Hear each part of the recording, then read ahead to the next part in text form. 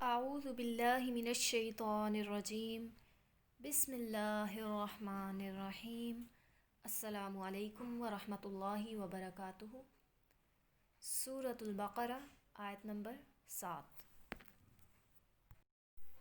اعوذ باللہ من الشیطان الرجیم، میں اللہ کی پناہ مانگتی ہوں شیطان مردود سے۔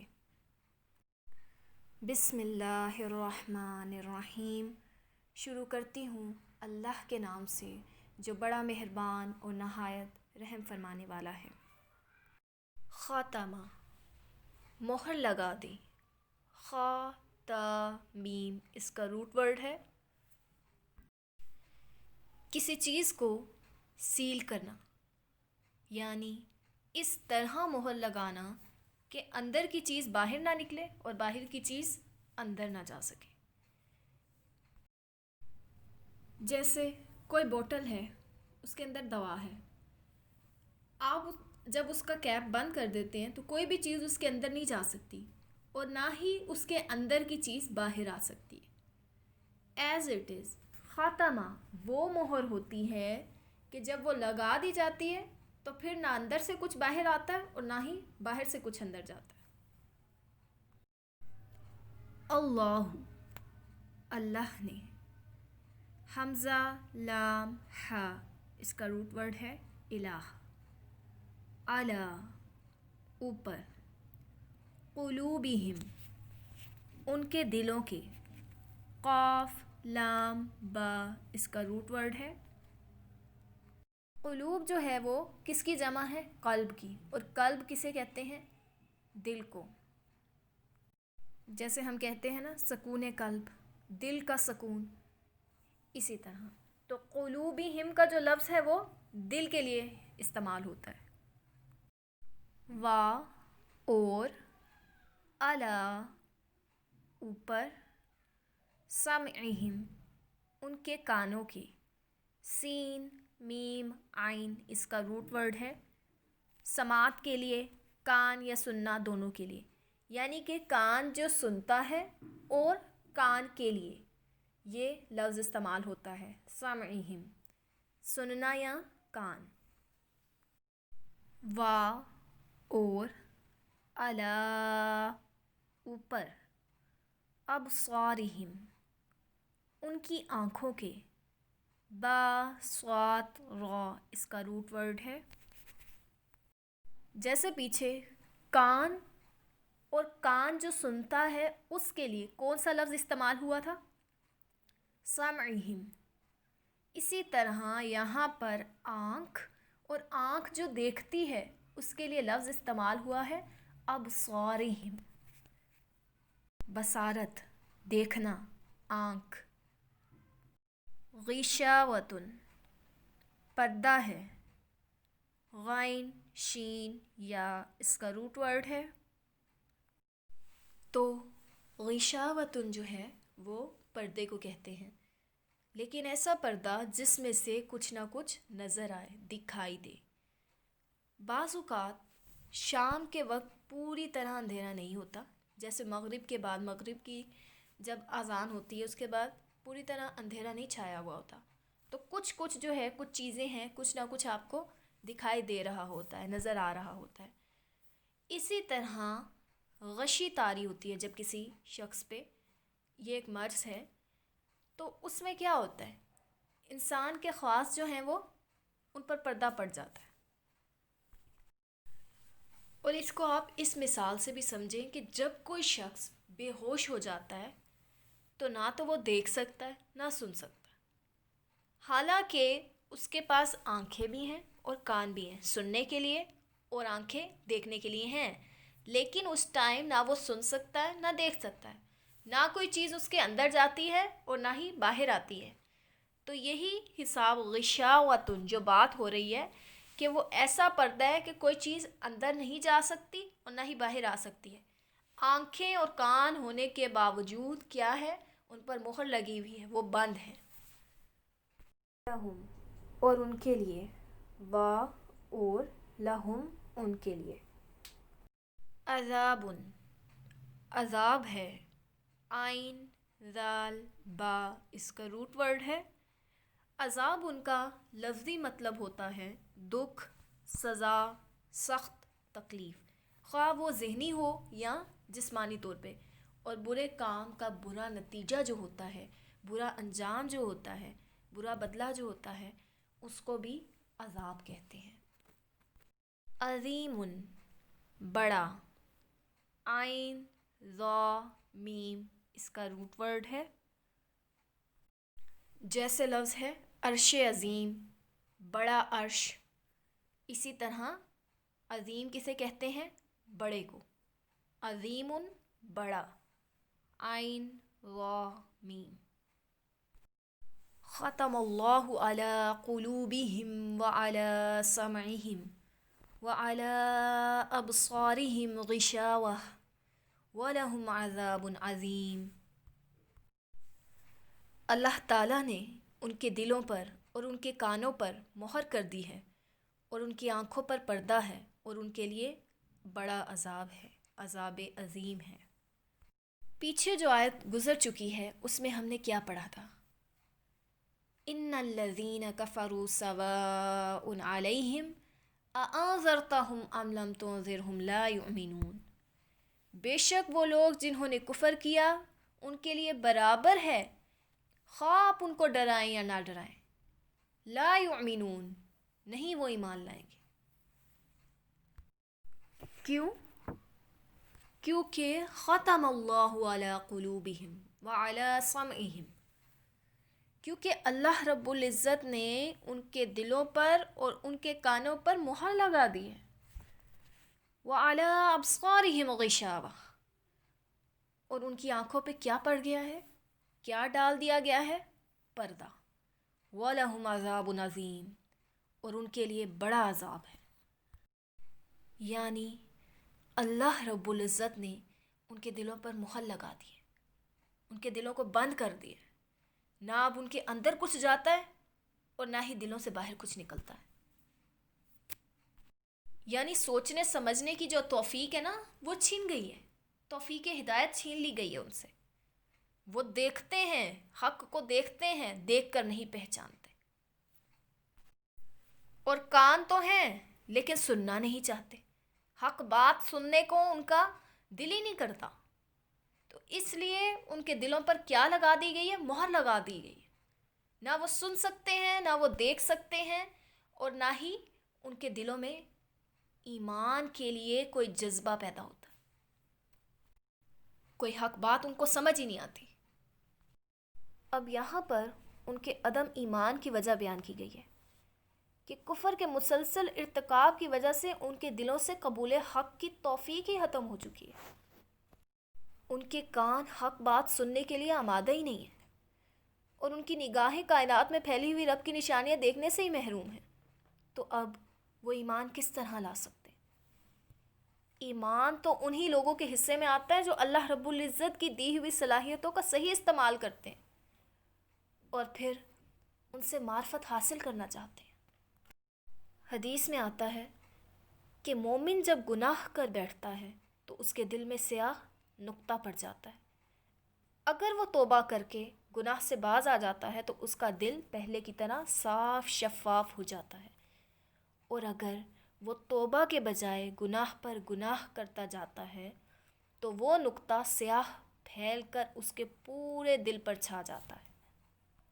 نبی اکرم صلی اللہ علیہ وآلہ وسلم نے فرمایا، یہی وہ زنگ ہے جسے اللہ رب العزت نے بیان فرمایا ہے، کَلَّا بَلْ رَانَ عَلَىٰ قُلُوبِهِمْ مَا كَانُوا يَكْسِبُونَ۔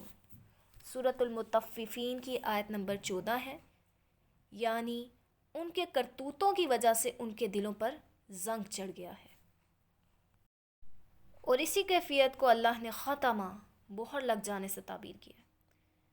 ایک اور جگہ آتا ہے بل طبع اللہ علیہا بکفرہم، اللہ نے ان کے کفر کی وجہ سے ان پر مہر لگا دی۔ یہ سورۃ النساء آیت نمبر 155 ہے۔ اب سوچنے کی بات یہ ہے کہ اگر اللہ رب العزت نے خود ہی مہر لگا دی ہے کہ کوئی حق بات ان کے اندر نہ جائے، کوئی بھلائی ان کے دل سے نکلے ہی نہ، ان سے کوئی بھلائی کا کام ہی نہ ہو، تو پھر انسان کس طرح سے کوشش بھی کرے گا تو وہ کس طرح سے ہدایت پا سکتا ہے جب اللہ نے ہی مہر لگا دی؟ تو بات یہ ہے کہ حدیث میں آتا ہے کہ ہر بچہ فطرت پر پیدا ہوتا ہے، یہ اس کے ماں باپ ہوتے ہیں جو اس کو یہودی یا عیسائی یا مجوسی بنا دیتے ہیں۔ تو اس سے پتہ یہ چلا کہ جب کوئی بچہ پیدا ہوتا ہے تو وہ فطرت اسلام پر ہی پیدا کیا گیا ہوتا ہے، لیکن یہ اس کے والدین ہوتے ہیں، اس کا ماحول جو ہوتا ہے وہ اس پر اثر انداز ہوتا ہے، جس سے وہ چیزوں کو اڈاپٹ کرتا ہے، لیتا ہے، اور پھر وہ ماحول کے اثرات میں اتنا بند ہو جاتا ہے، اتنا گم ہو جاتا ہے کہ وہ کسی نئی آواز کو تسلیم ہی نہیں کرنا چاہتا، سننا ہی نہیں چاہتا۔ کیوں؟ کیونکہ اس کے ساتھ اس کی دلچسپیاں جو ہیں وہ ڈیولپ ہو چکی ہوتی، کیونکہ اس کے پیرنٹس نے، اس کے آباء و اجداد کے جو طریقے تھے، طور طریقے چلے آ رہے تھے، اس کو اس کے اکارڈنگ اس کی نرشمنٹ کی گئی، اس کو پالا گیا، بڑا کیا گیا۔ پھر وہ نہیں چاہتا کہ وہ ان طریقوں کو چھوڑے، اور خود کو بدلنا کتنا مشکل کام ہے، اس کا اندازہ آپ سب کو ہوگا۔ تو خود کو مشکل میں ڈالنا نہیں چاہتا، پھر اس لیے وہ سنی انسنی کر دیتا ہے، دیکھتا ہی نہیں، کیونکہ اس کو خوف ہے کہ اگر میں نے دیکھا، اگر میں نے سنا تو بہت مشکل میں پڑ جاؤں گا، لہٰذا وہ واپس اپنے ماحول میں بند ہو جاتا ہے، اسی خول میں بند ہو جاتا ہے جس میں وہ ہمیشہ سے بند تھا، اور حق کو پہچاننے کے لیے کوشش نہیں کرتا۔ لیٹ سپوز آپ کی کوئی فرینڈ ہے اور آپ اس کو کوئی آیت جو ہے اس کے بارے میں بتا رہی ہیں کہ تم جو ہے اس کو فالو کیا کرو، ایسے کیا کرو، اور آگے سے وہ آپ کو کہے کہ تم خود اس پر عمل کر لو، مجھے نہیں بتاؤ، میں نے کبھی نہیں پڑھا، اس لیے مجھے بتاؤ گی تو الٹا مجھے عمل کرنا پڑے گا، مجھے گناہ ہوگا، اس لیے پلیز تم اپنے تک رکھو، خود اس پر عمل کرو۔ تو اس کا مطلب یہ ہوا کہ اگلا بندہ آپ کو سننا ہی نہیں چاہتا، وہ اس چیز کو لینا ہی نہیں چاہتا، اس پر عمل کرنا ہی نہیں چاہتا۔ پھر آپ اس کو لاکھ دفعہ بھی سمجھائیں گے کہ نہیں، یہ اللہ کا دین ہے، اللہ رب العزت نے یہ فرمایا ہے، اس پر عمل کرو، اس کو فالو کرو، نہیں۔ جس کے اندر حق اترنا ہوتا ہے وہ اتر جاتا ہے، اور جس نے نہیں سننا، مہر لگا دی گئی ہے اس کے دل پر، پھر آپ جتنا مرضی سمجھائیں اگلے کو، پھر اس کے دل میں اترنے والی بات نہیں ہے، پھر ہدایت نہیں مل سکتی۔ کیوں؟ کیونکہ صلاحیت ہی چھین لی گئی ہے، اور جب صلاحیت ہی چھین لی جائے تو انسان سماعت اور بصیرت رکھتے ہوئے بھی جان نہیں پاتا، حق کو سمجھ نہیں پاتا، اور اسی کا نام ہے ختم اللہ علی قلوبہم وعلی سمعہم، مہر لگنا، پردہ پڑ جانا، عقل و شعور رکھتے ہوئے بھی جان نہ پانا۔ اب میں آپ کو ایک اور ایگزامپل دیتی ہوں۔ آپ اپنی مدر کے ساتھ بیٹھی ہوئی ہیں اور ٹیلی ویژن آن ہے، آپ کا فیوریٹ پروگرام جو ہے وہ ٹی وی پر چل رہا ہے، اور آپ کا سارا فوکس جو ہے وہ اس پروگرام کی طرف ہے، یعنی کہ آپ کا دھیان آپ کی انٹرسٹ والی چیز پر ہے، جس کو آپ پیریورٹی دے رہے ہیں۔ آپ کی مدر آپ کو بات سنا رہی ہیں، ہو سکتا ہے آپ ہاں ہاں کرتے رہیں آگے سے، جی میں سن رہی ہوں، لیکن آپ کو کچھ سنائی نہیں دے رہا، آپ کے کان ہیں ساتھ، لیکن آپ سن وہ رہے ہیں جو آپ سننا چاہ رہے ہیں اس ٹائم، اپنا فیوریٹ پروگرام جو لگا ہوا ہے وہ سن رہے ہیں، وہ دیکھ رہے ہیں۔ لیکن جو بندہ آپ کے قریب بیٹھا ہوا ہے، آپ کو اس کے قریب ہونے کے باوجود اس کی بات سنائی نہیں دے رہی، اور اس چیز کی سنائی دے رہی ہے جو وہاں پر موجود بھی نہیں، تو کیا پتہ چلتا ہے؟ جو انٹرسٹ کے خلاف چیز ہے اسے سننا ہی نہیں چاہتے، اور دیکھنے میں بھی آپ وہاں نگاہ ڈالتے ہیں جو آپ کو چاہیے، جو آپ کو پسند۔ اب یہاں پر ایک اور ایگزامپل دے دیتی ہوں۔ آپ بازار جاتے ہیں، کسی مارکیٹ میں جاتے ہیں، آپ وہاں جا کر اس چیز کو تلاش کریں گے، اس چیز کو ڈھونڈیں گے جو آپ کو چاہیے، بھلے وہاں پر اور بہت ساری خوبصورت چیزیں لگیں گی، لیکن آپ کو وہ چاہیے جو آپ کو چاہیے۔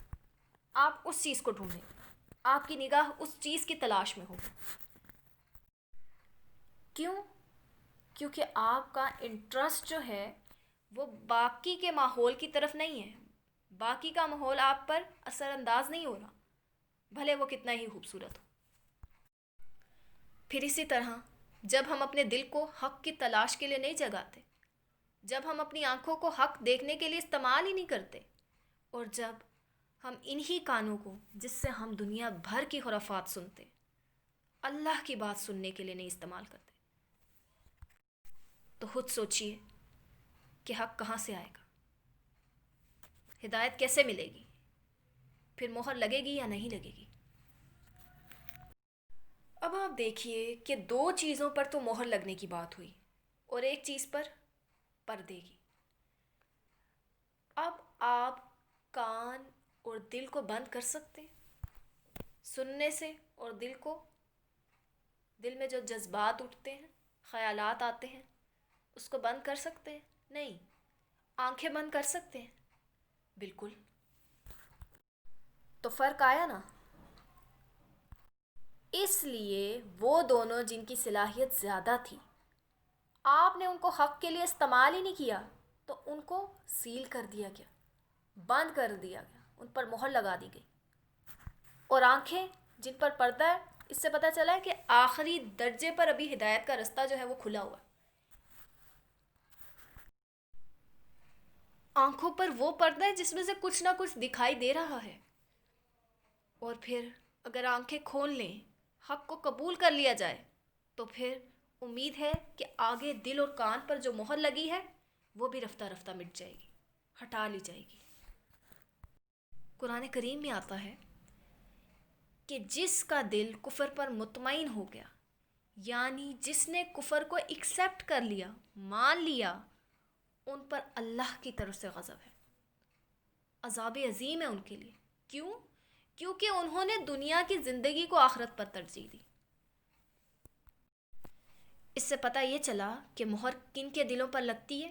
جو آخرت کے مقابلے میں دنیا کو ترجیح دیتے ہیں، دنیا کو فوقیت دیتے ہیں، دنیا کو پہلے رکھتے ہیں۔ دنیا جو ہے وہ ان کی فرسٹ پریورٹی ہوتی ہے، اور پھر صرف دنیا کی محبت نے ان کے دلوں میں گھر کیا ہوا ہے۔ پھر اللہ انکار کرنے والے لوگوں کو ہدایت نہیں دیتا۔ ہدایت صرف ان کو ملتی ہے جو سچی طلب رکھتے۔ سیدھا راستہ کس کو ملتا ہے؟ صراط مستقیم کسے ملتا ہے؟ جو سچی لگن اور سچی طلب رکھتا ہے، ورنہ توفیق ہی چھین لی جاتی ہے کہ جس کا دل ہی نہیں ہے، جس نے ماننا ہی نہیں ہے، اس سے توفیق نہیں دی جاتی۔ تو پھر دو بنیادی وجوہات جو ہیں وہ نظر آ رہی ہیں مہر لگنے کی۔ ایک دنیا کو آخرت پر ترجیح دینا، اور دوسرا غفلت میں پڑے رہنا۔ تو کفر کی بنیادی وجہ کیا ہے؟ اپنے وہ لطیف احساسات یا جو سینسز ہیں ان کو صحیح ڈائریکشن پر استعمال نہ کرنا۔ جو اللہ رب العزت نے ہمیں نعمتیں عطا کی ہیں، جو سینسز عطا کی ہیں، ان کو صحیح استعمال نہ کرنا۔ اب فرض کریں کہ آپ اپنے بچے کو موبائل یا کمپیوٹر لے کے دیتے ہیں پڑھائی کے لیے، لیکن وہ پڑھنے کے بجائے اس پر کچھ اور ہی دیکھ رہا ہے، کچھ اور ہی کر رہا ہے، نیگیٹو سائڈ پہ جا رہا ہے، تو آپ کیا کریں گے؟ 2-4 دفعہ اس کو منع کریں گے؟ پھر بھی وہ باز نہیں آتا تو کیا کریں گے؟ چھین لیں گے، اس سے واپس لے لیں گے۔ کیوں؟